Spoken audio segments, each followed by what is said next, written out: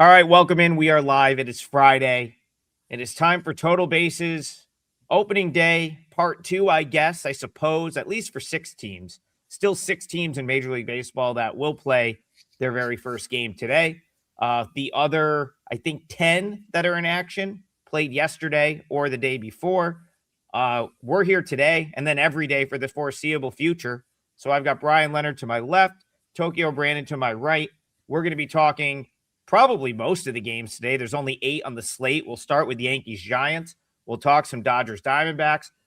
But first, before we get into it and get into this Yankees Giants game, we're always going to recap the day before. Now, we're mostly going to do that at the end of the show on a day-to-day basis. It's going to fit better when we get to like sort of, recap the parlay and talk about best bets.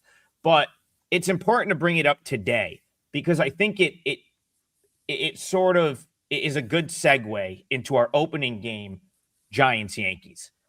Listen, I went 0-2 yesterday. First day of the year. I had Pirates. I had White Sox. Neither were close. Am I at all concerned about that? Not really. I made 474 baseball bets last year. That's low volume. That's as a lower volume guy. That's kind of like my sweet spot. I want to make about 500 bets a year over the course of, we're going to do this up until the end of October. It's just not that big of a deal to have one day where that happens. I would say the same for, the Cubs are probably sitting there saying, you know what? That's not that big of a deal. Yeah, we got destroyed by the Nationals. Maybe the White Sox are sitting there saying, another 12-run loss. That might be a big deal for a team like that. But the point is, I saw so much overreaction, not only in the comments, on Twitter, and now I'm seeing it just in the odds for today's games. And so let's go. I'm going to go to Tokyo Brandon first, and then we'll bring in Bryan. But TB, he got this game right on Wednesday, opening night, Yankees Giants. Tokyo Brandon was on the Yankees. He got the win, and they won the game 7-0. We have a very similar matchup today in terms of you look at one pitcher, the other pitcher, the two teams, it's still the same two teams. Tokyo Brandon, suddenly the Yankees are minus 130. They went off like minus 105, minus 110 the other day. So as someone that bet the Yankees, you were right about it. I got to imagine it'd be much harder to come back and take the Yankees at this price here. That's a very drastic jump for one game is the point I'm trying to make. So kick us off, Yankees Giants, and just talk to me a little bit about that. Yeah, I kind of like Cam Schlittler actually. I not only do I like. No, I'm not saying that. That's fine, but yeah, do you like the Yankees as much as minus 130 when you just got them at minus 105 in a similar matchup? Is I guess what I'm asking. Well, the pitchers are different, but you're right. It is kind of a similar matchup. The Yankees have a much better bullpen, in my opinion. But you guys know how I like to do it. I like to do a lot of current form, and there's no current form right now because they've only played one game. So my cap is pretty hazy at the moment. But you're right. I did get the first day. I nailed the first day. Robbie Ray has control problems sometimes.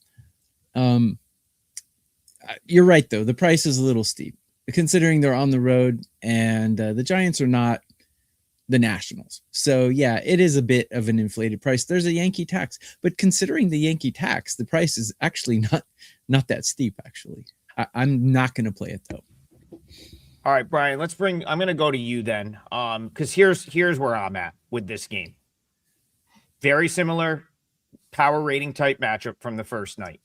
Suddenly, Yankees go from minus 110 to minus 130, 20-cent jump based on one game. Giants are better against right-handed pitching.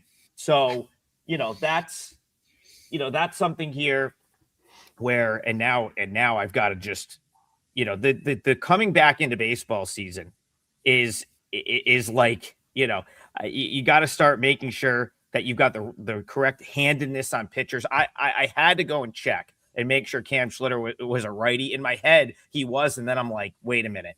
But yes, he's a right-handed pitcher. That was the point I wanted to make here in my notes was Giants last year really struggled against lefties. It was something I noted on Wednesday. Sure enough, they go out and get shut out by Max Fried. So, Brian, they come here with a right-handed pitcher on the mound. Entire lineup profiles better against right-handed pitchers or right-handed pitching. You got Devers, you got Jung-Ho Lee. They bring in Luis Ariz. Giants got to be tempting you a little bit. Now, I know the way you bet. You got to be looking at the Giants here. Actually, I'm in a little bit more agreement with TB. I think that's why I love this show. The reason why the Yankees are taking a little bit of money, Max Fried is a boring veteran. Very good pitcher. Obviously, we saw that yesterday.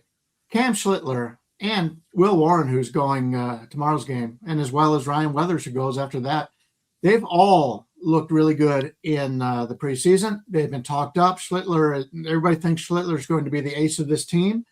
So there's not a drop-off in that regard. The Yankees are facing a lefty here, which means Paul Goldschmidt will be in the lineup. Goldschmidt last year, say what you want about him being an older guy, he kills lefties.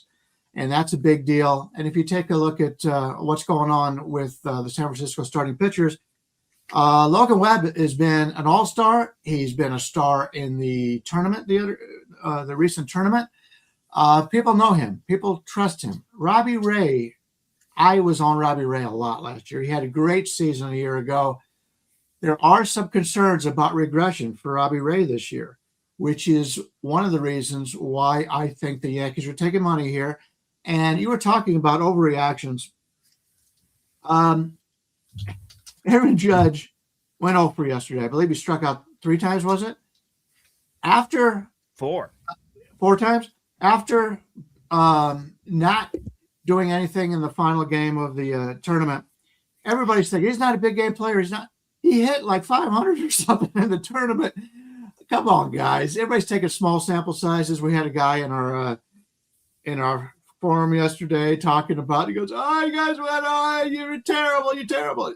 And I go, dude, it's just one day. Come on now. And I didn't do well either. I went 0-3. I lost 2 1% plays, and I split my 3%. So I won the hockey and lost the baseball. And the baseball was a good handicap. I had the under in the Tampa Bay game. And so the first 5, easily under.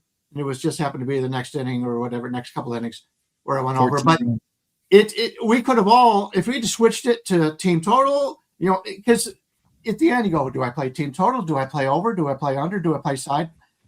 It's all a little bit different. And if you lose them all like the White Sox yesterday, the White Sox was a bad pick. Both of us kind of liked it, Trig and I. It was a bad pick. But if you go look at the numbers, the games that we had talked about, the teams we had talked about the day before, all those teams, the Angels win, the Cardinals win.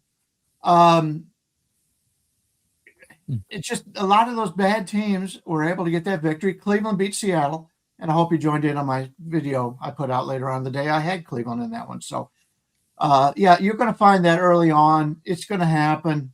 That's just the way sports betting is.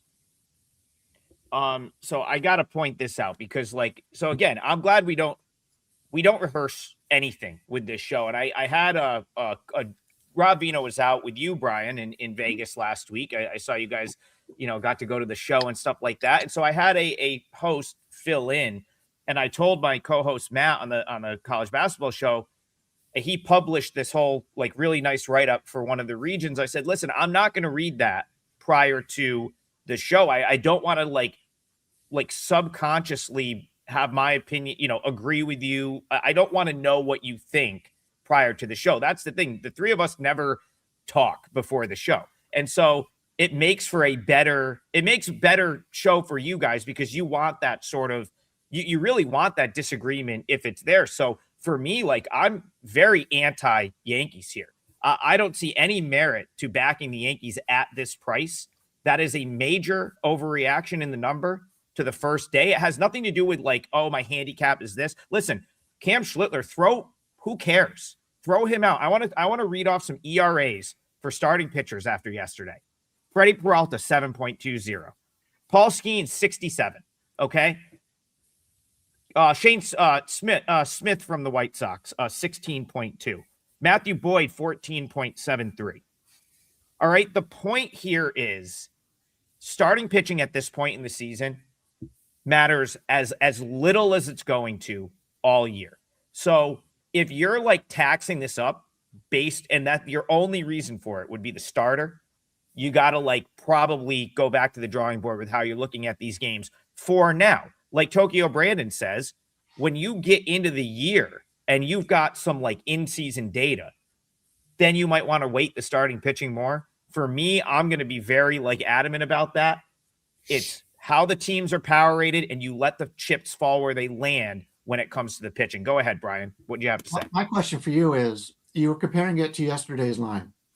If yesterday's game wasn't played and this is the first game of the season, do you still think it's an overlay for the Yankees? Yeah, I do. I personally had, I have these two teams in San Francisco closer to even. So yes, I thought the first number, the price on opening night was correct. And so, yeah, now I would have this about 20 cents off of where I think it should be. Go ahead, TB. Everyone's saying how they had a horrible day. My day was great. I won my 5% play. Yamamoto strikeouts over 5.5. And people in the comments are saying baseball is tough to bet in the early. Actually, I think the numbers are really soft at the beginning. You're never going to see a Yamamoto strikeouts 5.5 for the rest of the season. But you saw it yesterday, and I jumped on it with 5% and cashed it. So right. I like the soft numbers at the beginning of the season. I like it. Well, Tokyo Brandon, I'm gonna come to you. We're gonna talk about that point, and I'm gonna segue into the next game. But like, I don't disagree with you with numbers being soft, but I'm gonna make a comparison to like something I experienced at the beginning of college basketball season, where with the way college basketball works now, there's so many transfers. Like I can beat numbers all day. Like I can identify soft numbers all day. It's not the numbers being soft. It's the sort of like crazy variance at the beginning of the season. And so like, that's what I think makes it more challenging. It's not like, yeah, it worked out for you with Yamamoto, but then like talk to someone that had something Skeens related yesterday.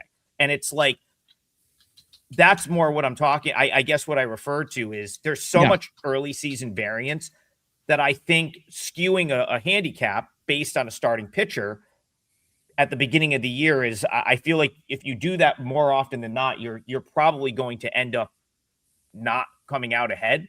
Obviously on a one-off, that's great, but I'm going to go back to you for this game because this was one where I feel like the market was pretty skewed yesterday toward the Dodgers, in favor of the Dodgers. It's still skewed that way today. Now, you won yesterday with Yamamoto. Anyone that bet the Dodgers yesterday would have cashed their ticket. We go again today. Ryan Nelson, Emmett Sheehan. Are you still trying to go Dodgers related here, or would you go the other way in this one? I'm going neither way. And actually, my parlay leg is going to be in this game. I don't know if we want to do it this early, but I'll just break the game down in general, or should I just throw it out there? Yeah, throw it out there. We'll recap at the end, but go ahead. Yeah. Okay. I really like, I look at the numbers at the beginning with kind of an idea in my head of what they're going to be. And sometimes a number just jumps out at me and I have to take a double take. And this is one of those. 8.5 for the game total. I thought that's crazy. I think this is going to go way over. I like the over in this one. I put out a free video on WagerTalk's YouTube channel today. It's probably not published yet, but it will be. And I broke this down. But Ryan Nelson, not the greatest pitcher in the world, but he does have 5 recent starts against the Dodgers where he did well. So that's why this number, I think, is posted this low. But the Dodgers are just a juggernaut. I think they can get the over by themselves, perhaps. But we got Sheehan. Sheehan has looked good, but he's not exactly the most reliable pitcher in the world. I don't know why the Dodgers are starting him on day 2. They have a lot of pitchers to go to besides him. I'm not knocking him. But I think the Diamondbacks can get to him. And I think the Diamondbacks have one of the worst bullpens I've ever seen. Ryan Nelson's not a guy who goes 6-7 innings, generally speaking. So I think the Dodgers are going to be able to tee off on this bullpen for a good 4 or 5 innings, and I'm all in on the over here. That's going to be my parlay leg is over 8.5.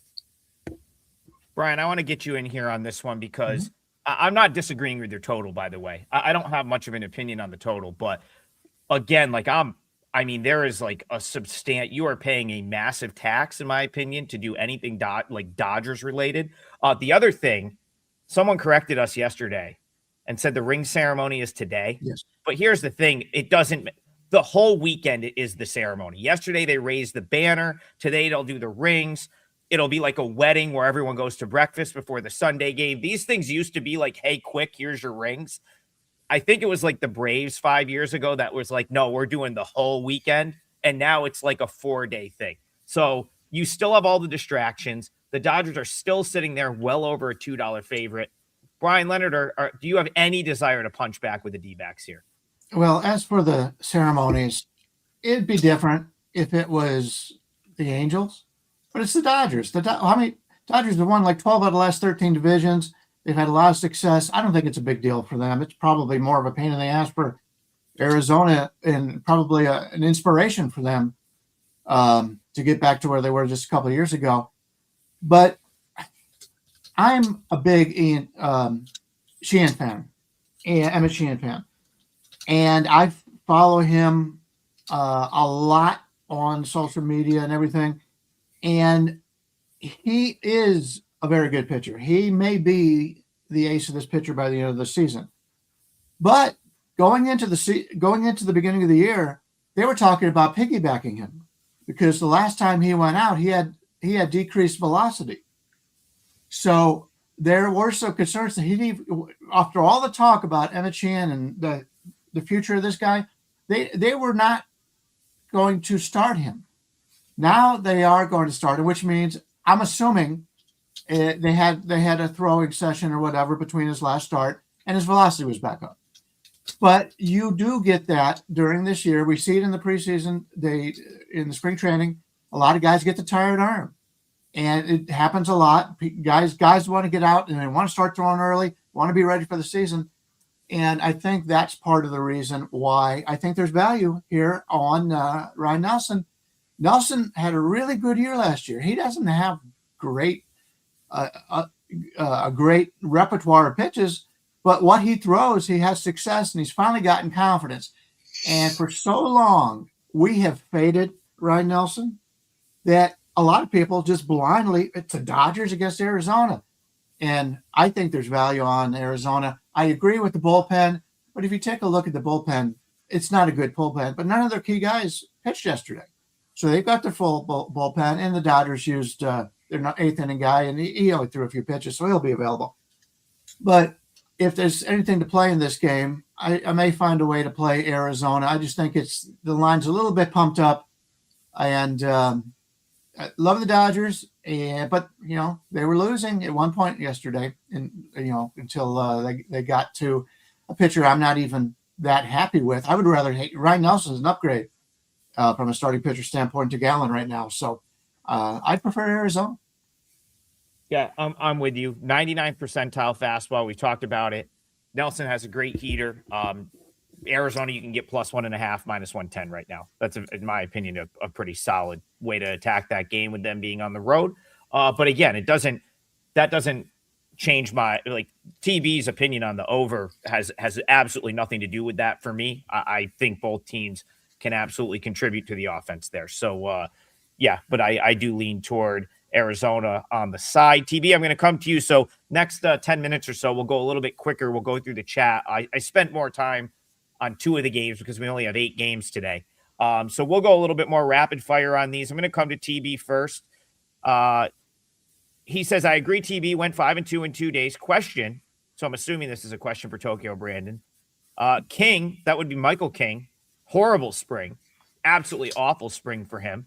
15.5 outs. And even our chat person here, Adrenaline Junkie Dave. That's a great name, by the way. Adrenaline Junkie Dave says, tough spring for King. Does he get over that number? So Tokyo Brandon, talk to me about Michael King, but also if you have anything that in that game, that's going to be Padres Tigers out west today. Let me see. I gotta find my my outs projections. I have them. So people in the chat are asking me, what do you think of the strikeouts for this? What do you think of the outs for this? My strikeouts projections for the pitchers, I've already put it on my Twitter X at Tokyo_Brandon. The outs I'll put up later. So it's very hard to like look things up on the spot when I'm doing. Anytime someone asks for strikeouts or outs, if you've posted it to Twitter, that's a great spot to just be like, go to my Twitter. I love that. Yes. So that's what I'm saying now.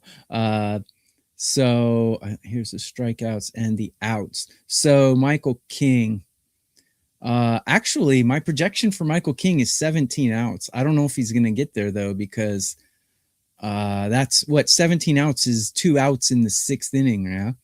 Yeah. You know, Michael King last year, didn't he start as kind of a reliever, and it was, you know, a start like he'd come in for like 4 innings, and I don't think of him as a guy who goes long, deep into games, but my projection is 17. I don't know if I agree with my own projection, though. I want to bring Bryan in on this same game because I want him to just talk about like horrific spring and how he sort of evaluates a player now coming into the regular season.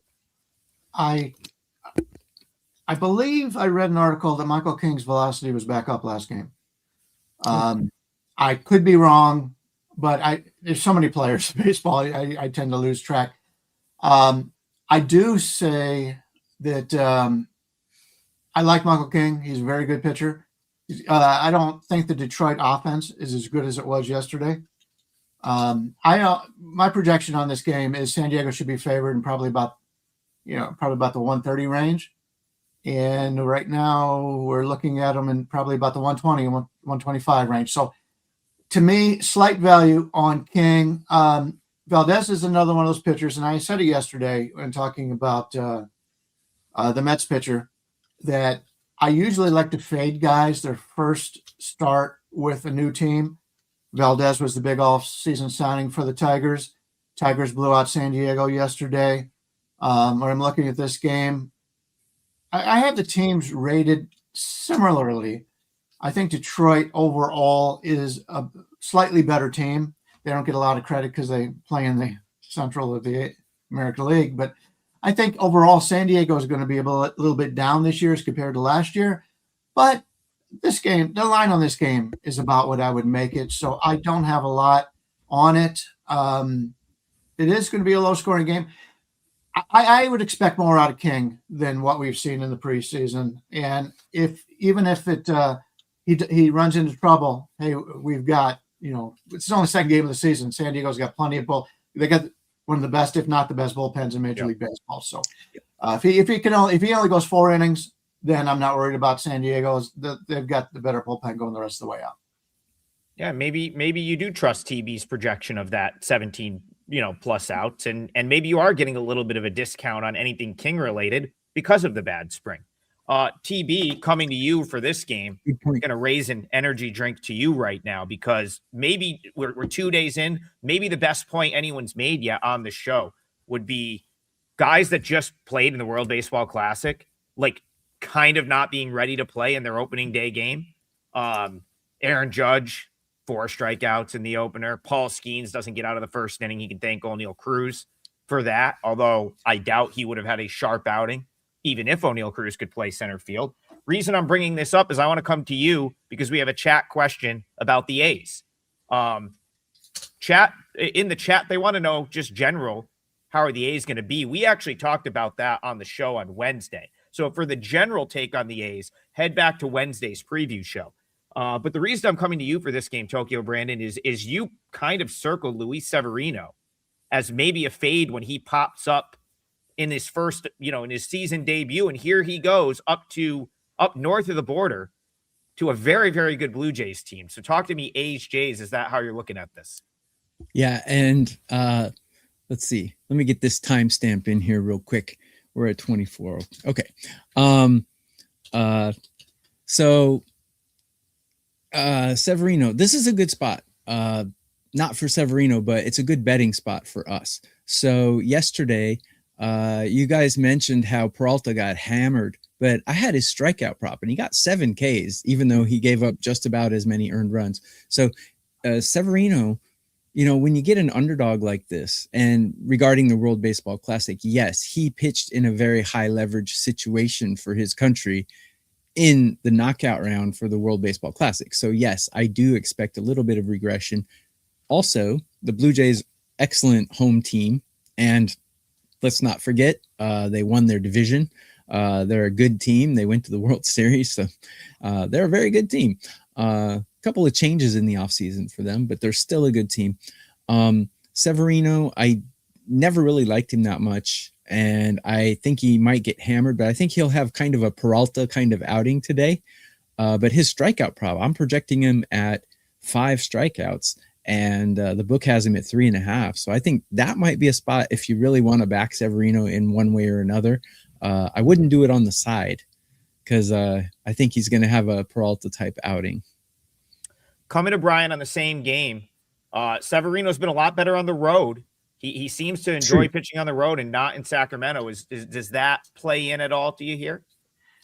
You had mentioned players who played. Boyd was another one. Boyd, similar to the last guy that Tokyo was talking about. He had a 7-1 strikeout to walk ratio and still got hit, and he played in the tournament also. I'm a little torn on Severino. And the comment about he doesn't do well at home, you're going to find a lot of pitchers that don't do well out in Sacramento. I've been out there. It's a good hitter's ballpark, and we all know that now. So you would expect all their pitchers to actually do a little bit better on the road. I do have the same concerns about Severino. I had seen a lot of those pitchers that I thought were washed up, because if you looked at the Venezuela pitching staff and in the DC pitching staff and some of the ODR pitching staff, they had a lot of older veterans and they all pitched well. It was their game. Like Rodriguez for Arizona, they were great. And I'm thinking, oh, what a mismatch schemes again. But if you have that emotion behind you, now it is the opening game of the season for these two teams. So maybe he'll have that again here. I'm looking to fade Gausman a little bit this year. I just don't think this is a good division for him to be in. A lot of good hitting teams here. He's getting up there in age. And the Oakland A's or Sacramento A's or Vegas A's, whichever you prefer, they're a good hitting team. They're able to hit on the road.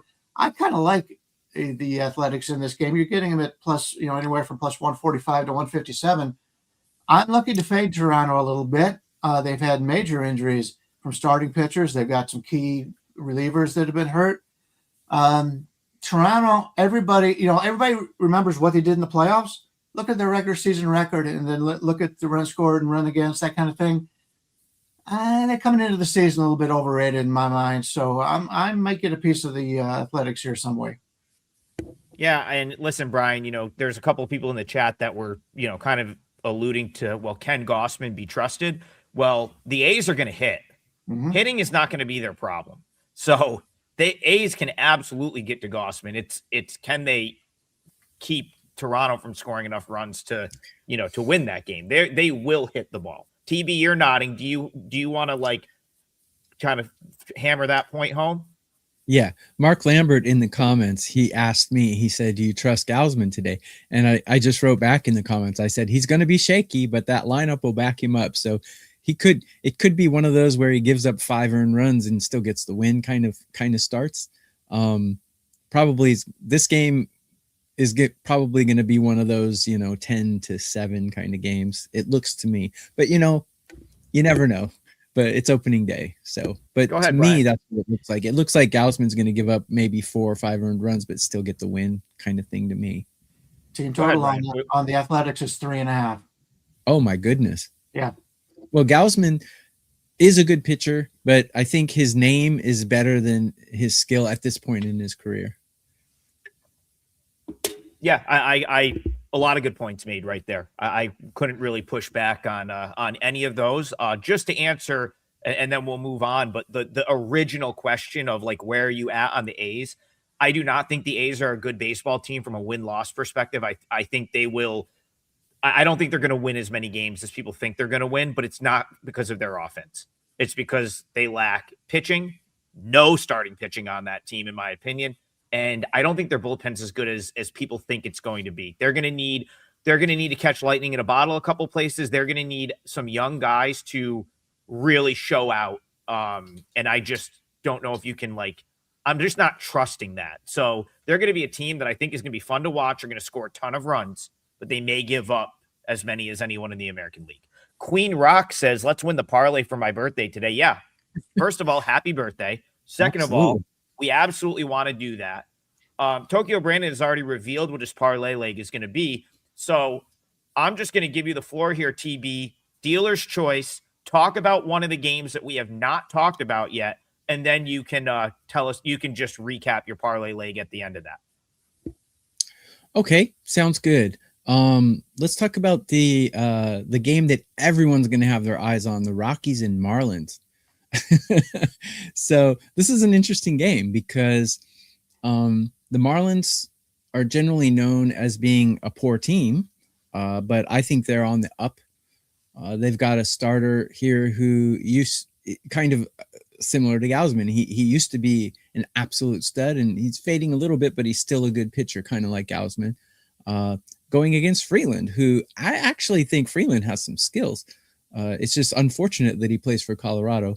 And he actually has pretty good road numbers in his career.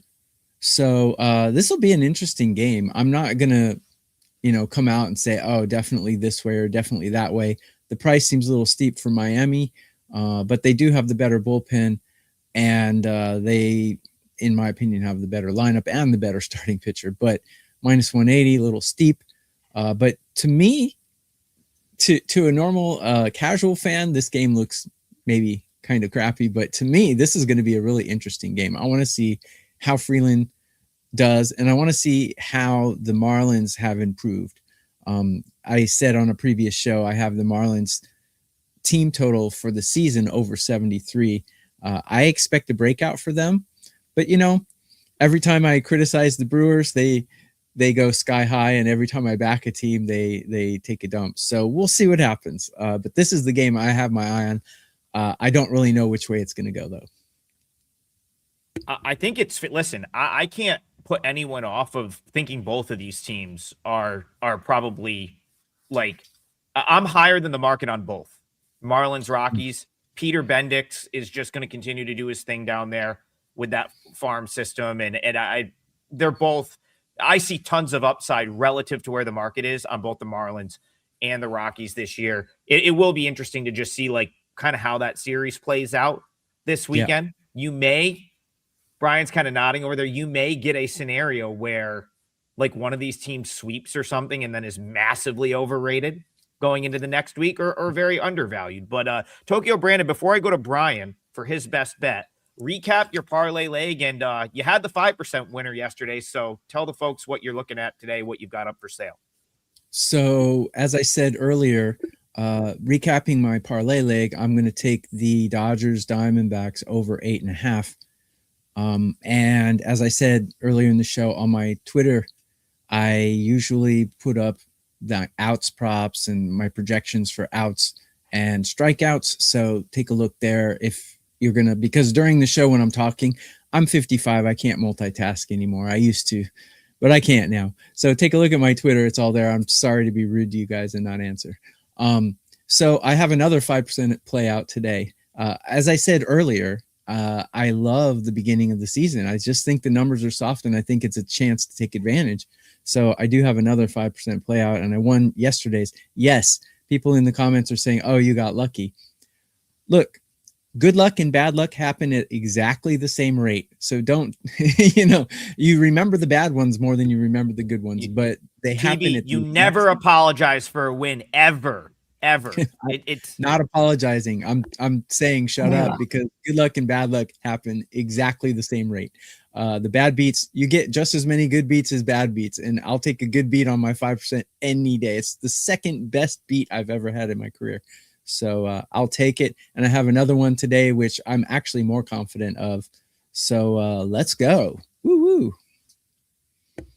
All right, Bryan Leonard, I'm coming to you for your parlay leg, your best bet, and also what you've got going on today at WagerTalk.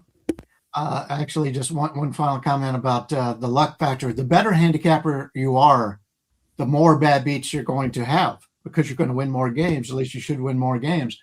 So, and Brandon's already pointed out over the years, he's a very good baseball handicapper. So let's just leave it at that. I'm going to go back to the same game. I'm going to look at Colorado, Miami. I got a little bit of a grin when he said the game everybody is excited for.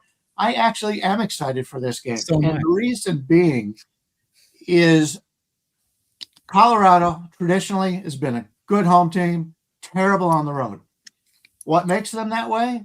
The air in Colorado. Your breaking balls don't break, and it throws them off. So when Colorado, this is the first game of the season, Colorado, when they play in Colorado and play a series or whatever, then they go on the road, then you want to fade them because they have no confidence in their breaking balls, and the breaking balls actually are normal when they pitch anywhere else. So this is the first game of the season, so that's not a worry. Freeland's going for Colorado. He's a lefty. Miami doesn't have a lot of power anyway. Their biggest power bat is hurt. And if you take a look at Miami's guys, their power guys are all left-handed hitters.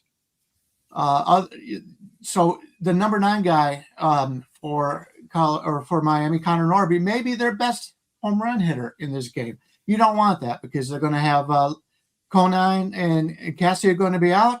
And we're likely to see Austin Slater, who hasn't hit a home run in probably 10 years. And so they're not going to have the power. So you're taking away the home runs. It's not a good home run park in the first place, but you're taking away the home runs here. And I like the Colorado side. I like the offense for Colorado. The pitching is still going to be Colorado pitching. They're going to give up some runs. I don't like anything that they've done in that regard.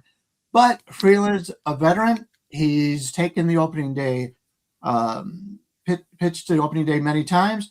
Alcantara, the guy had Tommy John surgery a couple of years ago. Was really terrible in the first half, as you would expect coming back from TJ. And then as the season went on, he pitched pretty well. So a lot of people are buying into him right now, which is why where the line is.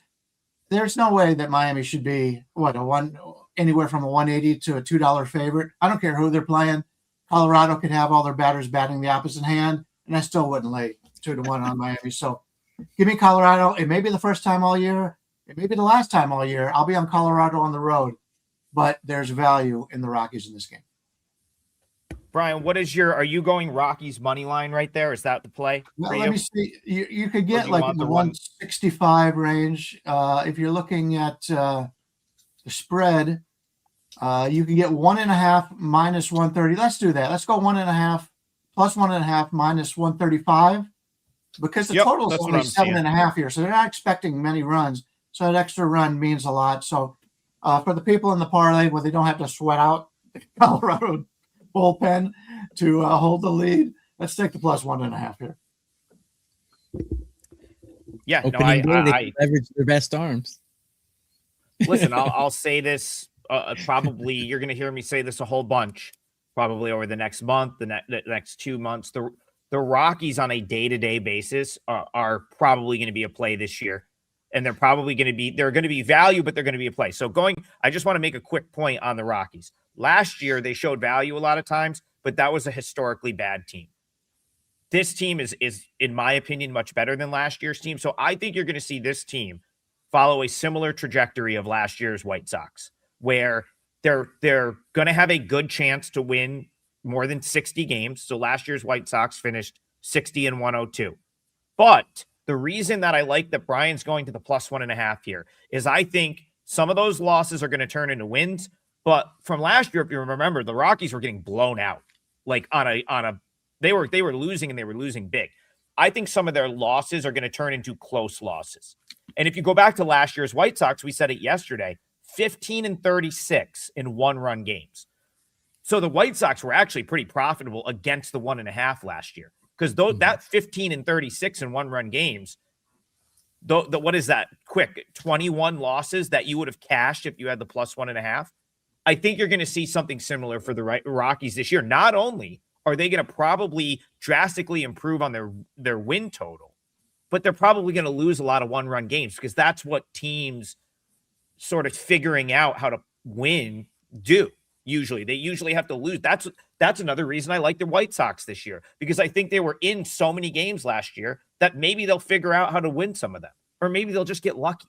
Maybe they just had bad luck last year, losing that many close games. So I love where your head's at right there on the Rockies. All I have to promo today is the double play. So that is our package on the page. You can get any of us too. Listen, if you want a baseball play today, buy Tokyo Brandon's play. He's got a 5%er. He's coming off a 5% win. I don't even know what it is.